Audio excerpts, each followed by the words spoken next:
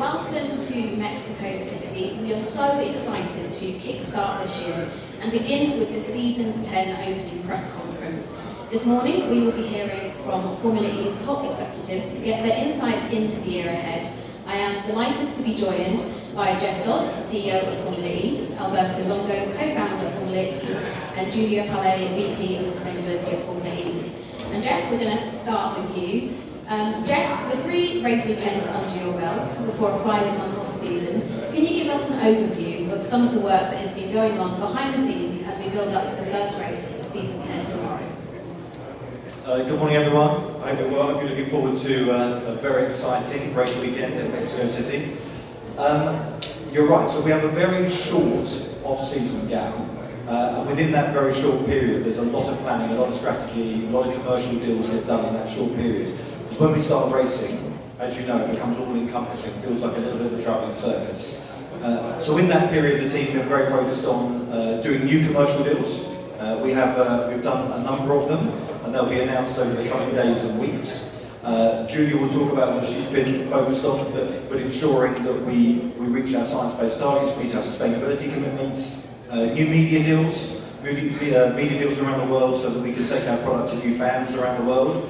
So we've announced new deals with things like China TV, Fuji TV in Japan, Mediaset, L'Equipe in France, so lots of new media deals and media renewals, and basically preparing ourselves for the racing season in Season 10, but also planning for Season 11, because when this season finishes, again, there's a very short gap between that and the start of the next season. So Alberto and I have been on the road visiting the race locations for Season 11, meeting with potential new race locations. So yeah, very, very exciting, but certainly not a lot of rest in the rest period.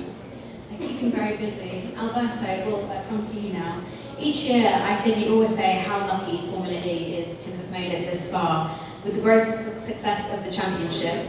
For Season 10, though you're returning to some historic markets, adding new ones and finding alternative venues and legacy locations, how content are you on the blend of cities and circuits we have this coming season, and what can we look forward to? Hi, good morning everyone. Do I do this in English or Spanish? English first, no? I guess? Yeah. Or Spanish, raise your hand. It's okay? English. So, well, obviously, I don't know if lucky is the word. Obviously, we have put a lot of effort and work, in order to get to this point.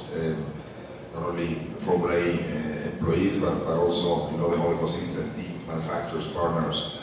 And the result is fantastic, obviously.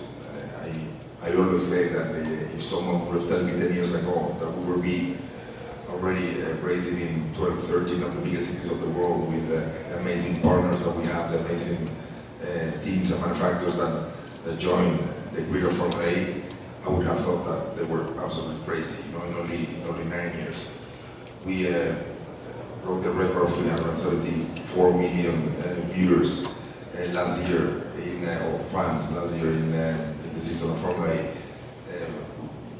Record of revenue as well. I mean, again, only 10 years ago, I really believe that wasn't possible in such a short time. Becoming the 4th biggest motorsport property in the world, only after Formula 1, MotoGP, and what's the third one? WRC. Exactly, and World Rally Championship. Definitely, again, something that was not in our mind to be successful so quickly. The blend of cities, the mix of cities that we have this year in the calendar is absolutely amazing. We have the most aggressive and exciting calendar ahead of us. This is going to be a fantastic mix in places where we have been racing for so many years, like Mexico, and then we're going now to some of the some permanent tracks as well, and also to some very new exciting cities like Tokyo and Shanghai.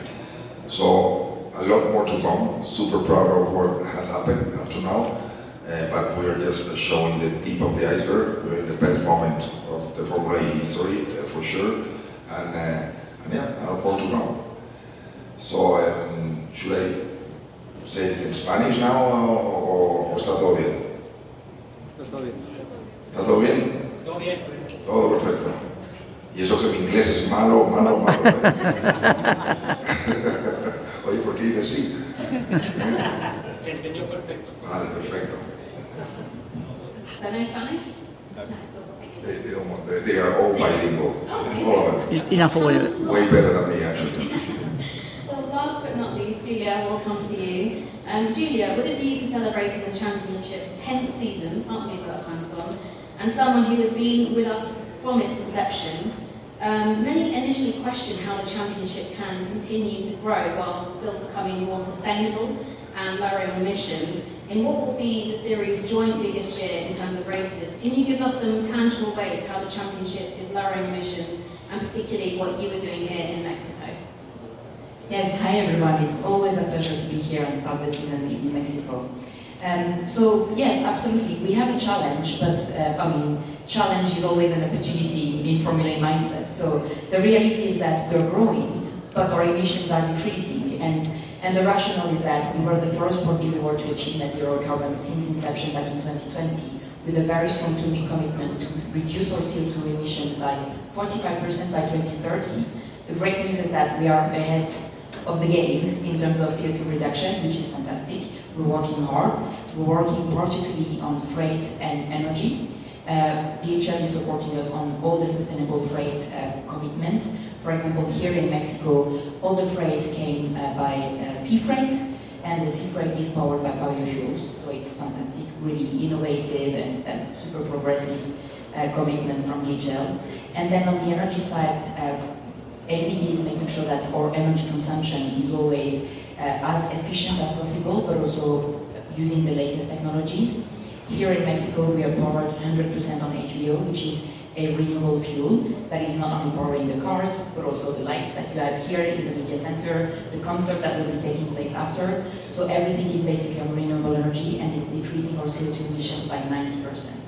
So that's how we make it. That's how we manage to be ahead of the game, and hopefully until the end, which is very much the game.